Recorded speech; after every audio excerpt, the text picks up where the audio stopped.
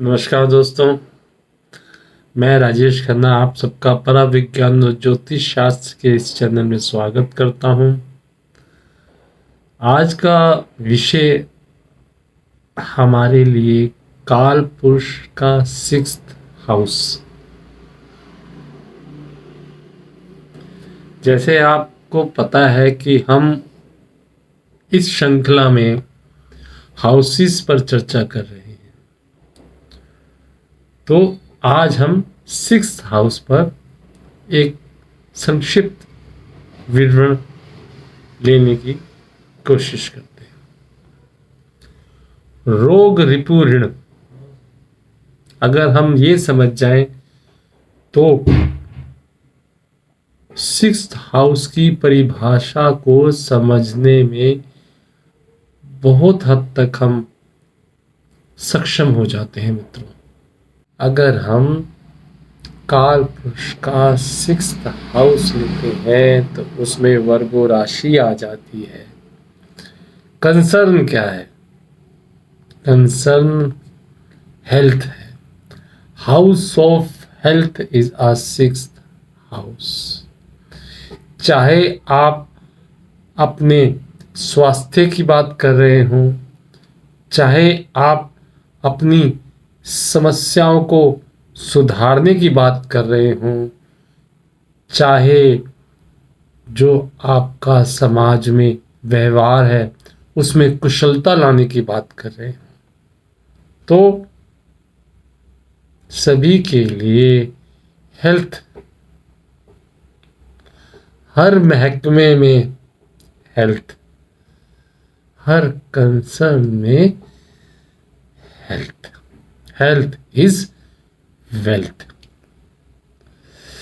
तो जितने भी आपके रूटीन टास्क होते हैं मित्रों, आपकी स्किल और ट्रेनिंग से रिलेटेड चीज़ें, आप जॉब्स कह सकते हैं, आप एम्प्लॉयमेंट कह सकते हैं, health and overall well-being of a person, 6th house. देखिए, छोटी सी समरी में सब कुछ आ जाता है। आपके पेट्स, जो भी आपके स्मॉल डोमेस्टिक एनिमल्स होते हैं, वो हम 6th हाउस से लेते हैं। वो क्यों लेते हैं वो भी एक चर्चा का विषय है, लेकिन 6th हाउस रोग रिपु ऋण, आप इतना ही अपने मन में रखिए। जब इस पर आप मनन करेंगे तो जब आप रोग की बात करेंगे तो हर तरह की डिजीज उसमें आ जाती।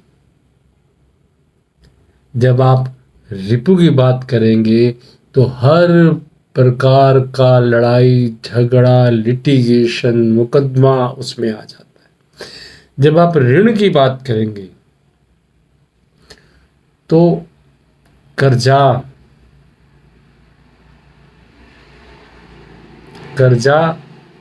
जीवन के हर पहलू से लिया गया कर्जा और उस कर्जे का भुगतान 6th हाउस से लेते हैं मित्रों। छोटा सा हिंट देता हूं आपको, 5th हाउस हमारा पुण्य कर्म है। जो पिछले ही जन्मों में आपने पुण्य कमाया वो 5th हाउस है। और 5th हाउस से दूसरा, उस पुण्य कर्मों में आप इन कर्मों का, प्रेजेंट कर्मों का समावेश करने के बाद आप उसमें बढ़ोतरी कर रहे हैं या पिछले जो पुण्य कर्म कमाए हैं उसमें कमी कर रहे हैं। 9 से 10वां 6th हाउस पड़ता है। चलिए, आज का विषय हमारा है सिर्फ 6th हाउस। तो मित्रों, काल पुरुष का 6th हाउस लेते ही आपके दिमाग में कंसर्न आना चाहिए liver related problems, digestive problems और हर तरह की जो भी डिजीज आए उसमें सिक्स्थ हाउस किस तरह से इन्वॉल्वमेंट दिखा पा रहा है अपनी। एनिमीज आपका डेप्थ, डिजीज, थेफ्ट,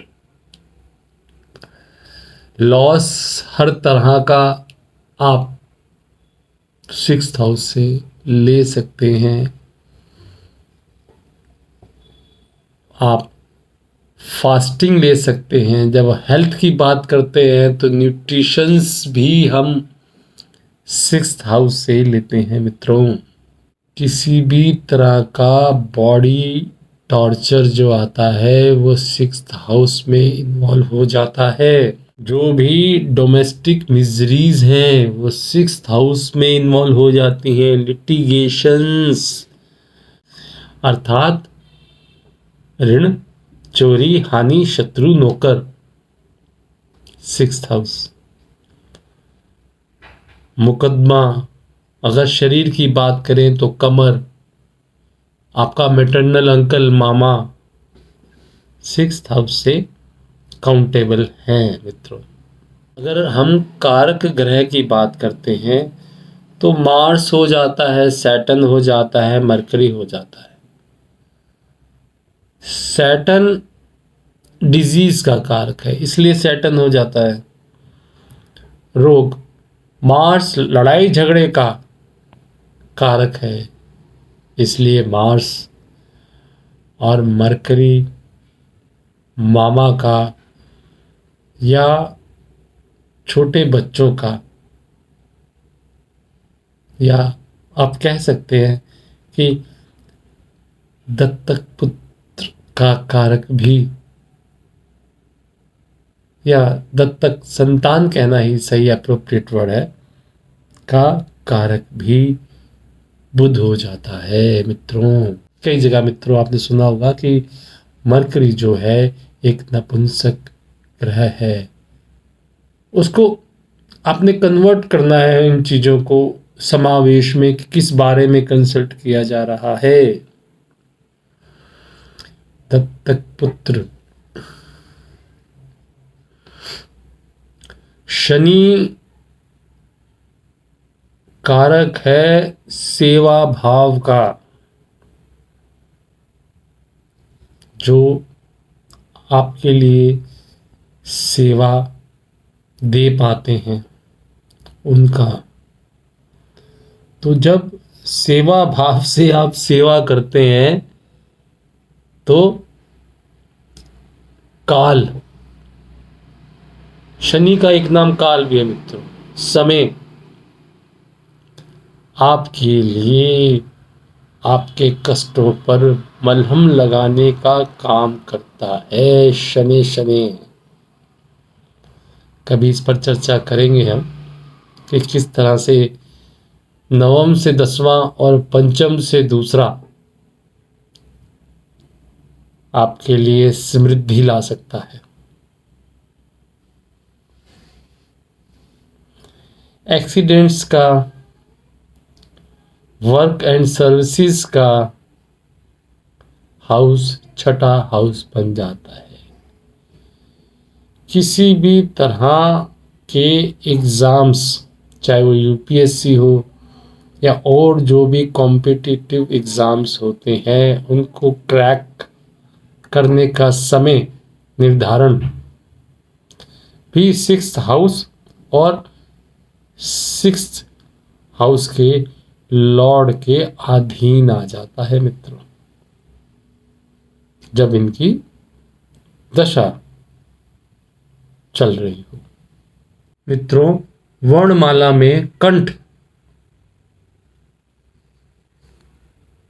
क, ख, ग, घ, ण कंठ से बोलते हैं, लेकिन जब अंतस्थ की बात आती है, अंतर्मन से बोलने की बात आती है, तो यम, रम, लम और वम,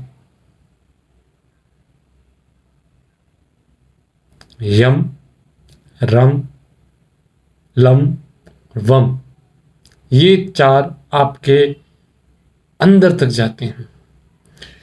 ये जो 4 आपके अंदर तक जाते हैं ना मित्र, ये आपके 6th हाउस को 360 एंगल पर चेंज करने की संभावनाएं क्रिएट करती हैं। अगर इसका समावेश हम अपने 7 चक्रों में ढूंढना चाहें तो मूलाधार से लें और ऊपर की तरफ चलें, अपान से प्राण की तरफ, लम, वम, रम और यम।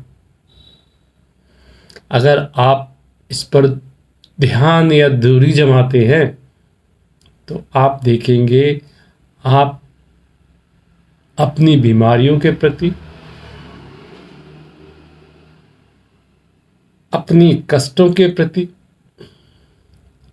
और जो भी सोशली आप सफलता पाने की तरफ एफर्ट्स करते हैं उसमें किस तरह से आप संभावनाएं क्रिएट कर सकते हैं 100% सक्सेसफुल होने की,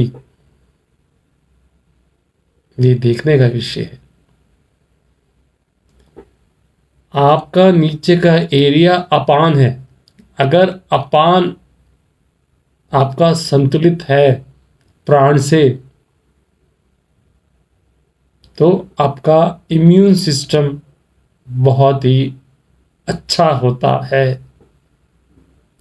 कैसे, ये एक चर्चा का विषय है मित्रों, कभी इस पर चर्चा करेंगे जरूर।